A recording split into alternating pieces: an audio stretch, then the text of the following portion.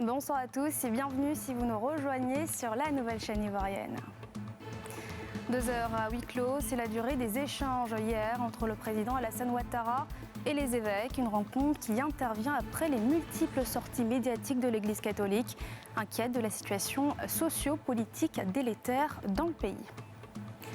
Amadou Gon Coulibaly a tenu sa toute première conférence de presse de l'année 2020. Ce jeudi à la primature, le chef du gouvernement a révélé ses priorités pour cette année électorale et d'émergence. Il s'est aussi exprimé sur l'affaire Guillaume Soro, vous le verrez.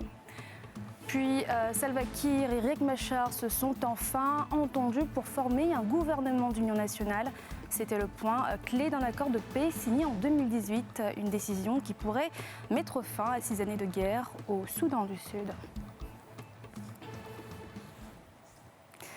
L'Église catholique toujours inquiète de la situation socio-politique délétère dans le pays. Elle l'a réitéré hier soir au cours d'un entretien avec le chef de l'État. Salih Alekwe et Fulgence Guissiedou étaient sur place. Ils nous donnent plus de détails. 2 heures, c'est le temps qu'a duré la rencontre entre le président ivoirien Alassane Ouattara et les responsables de l'Église catholique en Côte d'Ivoire. Un moment qui a permis de passer en revue plusieurs points de l'actualité, notamment la situation sociopolitique. Les évêques se sont retrouvés avec le président de la République, lui d'abord pour le saluer et échanger avec lui sur la marche du pays, particulièrement autour des questions concernant la réconciliation de tous les Ivoiriens. C'est essentiellement ce qui a fait l'objet de la rencontre avec le président de la République, parce que les évêques sont très sensibles à la réconciliation, étant eux-mêmes des ministres ordonnés pour la réconciliation. L'Église catholique a plusieurs fois alerté ces dernières semaines la classe politique ivoirienne. En effet, l'archevêque d'Abidjan, Jean-Pierre Coutois, lors d'une messe en décembre, avait invité Alassane Ouattara, qui était face à lui, à libérer les prisonniers politiques. Au terme de la 114e assemblée plénière de sa conférence tenue dimanche 19 janvier 2020 à Korogo, dans le nord ivoirien, les évêques avaient invité les autorités ivoiriennes sur la nécessité de créer des conditions pouvant garantir la tenue d'élections présidentielles apaisées dans le pays. Une marche priante pour la paix avait été ensuite annoncée. Elle a finalement été remplacée par une séance de prière au sein de la cathédrale samedi dernier en raison des récupérations politiciennes. Les performances économiques de la Côte d'Ivoire ont permis d'établir le taux de pauvreté à 37,2% en 2018. C'est 14% de plus qu'en 2011. C'est ce qu'a annoncé ce jeudi le Premier ministre Amadou Gon Coulibaly lors d'une conférence de presse. Face aux journalistes, le chef du gouvernement a fait le bilan de l'année 2019 et a annoncé ses priorités pour 2020, année d'émergence et année électorale. Pierre Dipomélin et Éric Quémot. C'était son premier grand oral de l'année. Amadou Gon Coulibaly était face à la presse ce jeudi à la primature. Habitué de cet exercice, le Premier ministre a fait un tour d'horizon de la vie sociopolitique du pays. En cette année électorale, le chef du gouvernement a dégagé ses priorités. Notre premier défi est d'assurer la paix et la sécurité sur tout le territoire national, dans un contexte marqué par des attaques terroristes au niveau de notre sous-région. Notre deuxième défi concerne la poursuite des grands programmes en cours de réalisation. Le Premier ministre a évoqué les résultats du PSGouv, le programme social du gouvernement. Ces résultats ont, selon lui, accéléré la réduction de la pauvreté dans le pays. Dès 2015, ces performances ont permis d'inverser les courbes du taux de chômage et du taux de pauvreté qui sont restées croissantes depuis 1985. Selon les résultats provisoires de la toute dernière enquête sur le niveau de vie des ménages, le taux de pauvreté en Côte d'Ivoire se situerait pour l'année 2018 autour de 37,2% contre 51% en 2011. Et ceci en dépit des conséquences socio-économiques de la décennie de la crise politico-militaire. Le chef du gouvernement a aussi rappelé la croissance économique du pays, qui a été de 7,5% en 2019, grâce à l'action gouvernementale conduite par le président de la République, Alassane Ouattara. Depuis 2012, le taux de croissance est régulièrement maintenu à plus de 8%, même si l'année dernière, nous avons eu un taux de croissance de 7,5%. Il est actuellement l'un des plus élevés au monde, véritable témoin de la vitalité de notre économie. À la question de savoir si les poursuites contre Sorghum ne viseraient pas à l'écarter de la course présidentielle, le Premier ministre répond. On pourrait se poser la question si ce n'est pas parce que la personne concernée savait ce qu'elle sait, qu'elle s'est proclamée précipitamment candidate, en pensant que c'était un élément de protection. Le président de la République s'est prononcé là-dessus. Ces élections sont ouvertes. Tous ceux qui veulent y participer peuvent y participer. Cette conférence de presse du Premier ministre ivoirien pour éclairer l'opinion nationale et internationale sur les actions du gouvernement intervient à quelques jours de la fin du dialogue politique dont l'issue est mitigée. L'opposition réclame l'ouverture d'un autre dialogue avec le président de la République. L'ambiance était tendue ce jeudi dans le centre d'enrôlement de la Riviera Golf, en cause la colère des demandeurs de la carte nationale d'identité. Ils dénoncent l'engorgement du centre et la lenteur du processus d'enrôlement qui a débuté il y a 2 jours. Timé Danger et Tanguy Conin. L'enrôlement de masse des requérants de la carte nationale d'identité se poursuit. 72 heures après son lancement, l'opération fait des mécontents à Cocody. Ce jeudi, dans le centre ouvert à la Riviera Golf, quartier de la commune résidentielle d'Abidjan, nous trouvons les demandeurs en colère.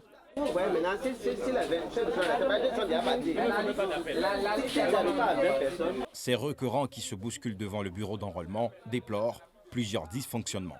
Depuis 5 heures, nous avons arrêté une liste de 50 personnes. Voilà, et jusqu'à 13 heures, on n'a plus que 30 personnes. Dans l'ensemble, il faut dire que l'opération est vraiment lente. On constate qu'il y a des personnes qui entrent sans être sur la liste. Ce qui fait que nous sommes là depuis 4 heures, comme j'ai dit. Nous sommes encore à la 30e personne. Hier, j'ai passé toute la journée ici. Les environs de 17 heures, on nous a dit qu'ils ont arrêté même à 16 heures. Mais on a plaidé, on a demandé pardon, que nous sommes fatigués. Et ils disent qu'il est l'heure, ils ont fermé. On est rentré à 17 h, on est même quitté ici à 17 h. Et ce matin, à 5h30, je suis sur pied encore. Retranchés sous cette bâche d'attente, ces mécontents aussi ne décolèrent pas. Je viens de payer mes 5 000 francs en ligne et je l'ai reçu. Et on me dit de passer demain matin très tôt. Parce que chaque jour, on prend 100 personnes. 100 personnes, c'est peu. Depuis très tôt le matin, on est là, mais ça n'avance pas. Il y a des gens qui viennent à la voiture et rentrent. Ils se font enrôler pour partir. Nous, on est là, on est dans le rang. Jusqu'à présent, rien. Donc, ça n'avance pas. On ne sait pas ce qui se passe là-bas. Mais par contre, il y a d'autres qui viennent, ils se font enrôler et ils vont. Donc, ça, on ne trouve pas ça juste. À l'intérieur, les agents ne sont pas insensibles aux difficultés des pétitionnaires, mais leur bonne volonté est contrariée par des défaillances de l'appareil de collecte des données. En pleine opération, la machine se plante. Pour la remettre en marche, il faut l'éteindre et redémarrer, toute chose qui retarde le processus d'enrôlement. Les petits problèmes qu'on a, c'est le fonctionnement de la machine. Voilà. Tantôt, elle est lente, tantôt, elle est un peu rapide. Bon. Ce sont ces petits problèmes-là que nous avons pour le moment. La responsable du centre est formelle. Tout est fait pour faciliter l'enrôlement des pétitionnaires. Ces derniers sont appelés à la patience et à la sérénité. On vient de commencer. Comme c'est le début, tout va bien se passer par la suite. La deuxième phase de l'opération de renouvellement des cartes nationales d'identité est marquée par l'ouverture d'un centre par commune et par sous-préfecture sur toute l'étendue du territoire national. Le Comité national de télédétection et d'information géographique a dressé son bilan de l'année 2019, une année d'innovation, comme nous le montre Salif Yalekwe et Mathurin Badé dans ce reportage. Pour l'année 2019, le CNTIG, le Comité national de télédétection et d'information géographique, a apporté son assistance à 35 ministères et structures, 23 collectivités, toute chose qui a engendré 1475 emplois directs. Tel est le bilan dévoilé par le directeur général de ce comité face aux partenaires et à la presse ce jeudi. une structure qui propose des informations à exploiter sur la base d'innovations technologiques. Il y a une innovation qu'on a mis en place qui est l'infrastructure de données géospatiales, qu'on appelle INDG, qui est une plateforme qui aujourd'hui nous permet, après 5 ans de recherche et développement, de dire qu'on peut maintenant donner les données à caractère cartographique gratuitement en Côte d'Ivoire. Et ça n'existe nulle part, c'est juste se connecter et puis accéder aux services qui sont là-bas. Au niveau des collectivités territoriales, l'on attend beaucoup de ce comité pour le développement et la bonne gouvernance à l'instar de ce maire d'une ville du centre ivoirien. Vous avez besoin de savoir les ressources dont vous disposez, vous avez besoin de savoir le nombre de terrains, etc. pour prendre la décision pour la collecte de vos ressources propres. Donc autant de données dont on a besoin. Autre chose, vous avez besoin d'avoir vos informations sur des cartes qui visualisent mieux ces données-là. Donc c'est un partenaire important. Nous leur avons confié l'inventaire de toutes les ressources, les contribuables, les terrains, les propriétés bâties et non bâties. Et ils vont nous sortir des cartes. C'est le b.a.-ba si vous voulez gérer une commune. Le CNTIG est le bassin de l'expertise en système d'information géographique, de la télédétection et des applications cartographiques couplées avec les nouvelles technologies d'information. Il accompagne et conseille stratégiquement les structures étatiques et leurs divers démembrements dans la mise en œuvre de leurs projets de développement et de modernisation. Des experts planchent depuis mardi à Abidjan sur la question de la gestion des frontières avec les pays voisins. Un véritable enjeu pour nos pays à l'heure où le terrorisme frappe. Une rencontre qui s'effectue dans le cadre de la mise en œuvre de l'appui de la GIZ, un programme frontière de l'Union africaine. Pierre Dipomélin et Eric Kim. Un atelier sur la gestion des frontières entre les États a débuté ce mardi dans la capitale ivoirienne. Pendant 3 jours, les participants venus de la Guinée, du Burkina Faso, du Mali et du Sénégal vont réfléchir avec la Côte d'Ivoire sur la gestion efficace et durable des frontières. Souvent mal définies, elles sont foyers de tensions et d'insécurité liés aux djihadistes. Les défis auxquels nous expose la problématique des frontières sont nombreux, multiples et variés. Il s'agit, entre autres, des questions migratoires, des questions de développement aux frontières, des questions de criminalité transfrontalière. Ces questions auxquelles s'ajoute la vague terroriste qui met à rude épreuve nos États. C'est pourquoi la problématique de la gestion des zones frontalières et transfrontalières occupe une place de choix parmi les priorités. Au-delà des questions sécuritaires, plusieurs défis restent à relever, notamment les difficultés d'entrée aux postes frontières de nos États. Quand les passagers arrivent aux frontières, souvent ils ont peur. Or, nous voulons maintenant effectivement voir avec les différents pays comment vraiment on peut renforcer réellement le vivre ensemble sans qu'il y ait des tracassions, des raquettes et tout ce qui s'ensuit.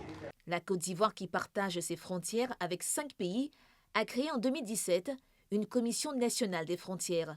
Mais c'est seulement en janvier dernier que le secrétariat exécutif de cette organisation a été mis en place. Les frontières dont nous avons hérité sont des frontières théoriques. Donc la mission du secrétariat exécutif de la Commission nationale des frontières vise à procéder à la délimitation et à la démarcation de ces frontières-là avec le pays voisin. Donc c'est pourquoi ces pays voisins sont présents avec nous. On ne délimite pas les frontières pour opposer les peuples, bien entendu, c'est pour intégrer les peuples. Au terme de ces échanges, les pays n'ayant pas ratifié la Convention de l'Union africaine sur la coopération transfrontalière, dite Convention de Niamey, vont bénéficier de l'expérience de ceux l'ayant ratifié, le but étant d'inciter ces pays à adopter le texte. Vers la fin d'une crise qui aura duré 6 ans au Soudan du Sud. Elle a fait déplacer des millions de personnes et fait des centaines de milliers de victimes. Le président Salva Kiir et Riek Machar, les 2 ennemis jurés, ont décidé ce jour d'enterrer la hache de guerre et de former un gouvernement d'union nationale. L'ONU, dans la foulée, accuse les belligérants d'affamer délibérément des millions de civils. Le récit de Yéli Traoré. Le président sud-soudanais Salva Kiir et le chef rebelle Riek Machar se sont mis d'accord jeudi pour former un gouvernement d'union nationale à la date butoir de samedi. Une étape attendue de longue date et considérée comme cruciale pour mettre fin à 6 années de guerre civile. En tant que président, il y a 2 choses que je suis censé faire maintenant. La nomination des vice-présidents en commençant par Riek Machar, que je nommerai demain matin premier vice-président.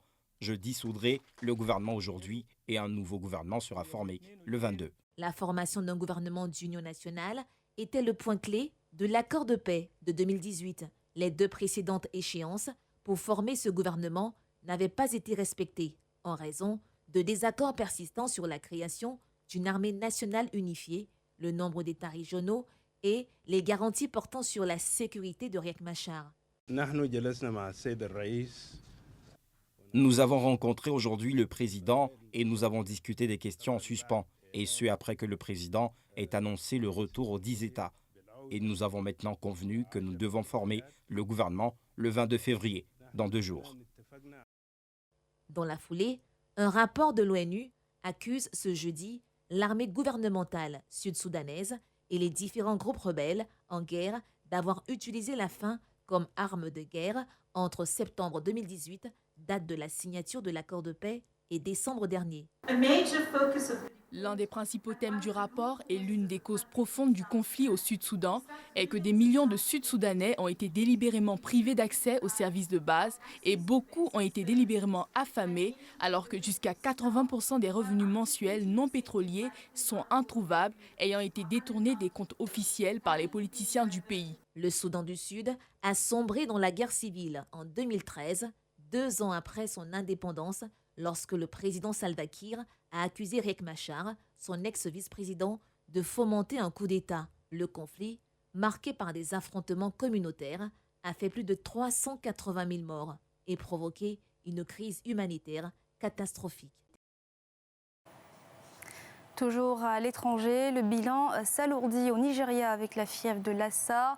L'épidémie connaît une évolution inquiétante. Les autorités sanitaires annoncent plus de 100 morts depuis le début de l'année. Cette fièvre de la même famille que le virus Ebola se transmet par les excrétions de rongeurs ou par contact direct avec du sang, des urines ou encore des selles d'une personne malade. Au Nigeria, seuls 5 laboratoires sont capables de diagnostiquer cette fièvre qui, une fois déclarée, est suivie d'hémorragie. Merci de nous avoir suivis. Restez avec nous pour la suite de nos programmes et on se retrouve demain. Très bonne soirée à tous.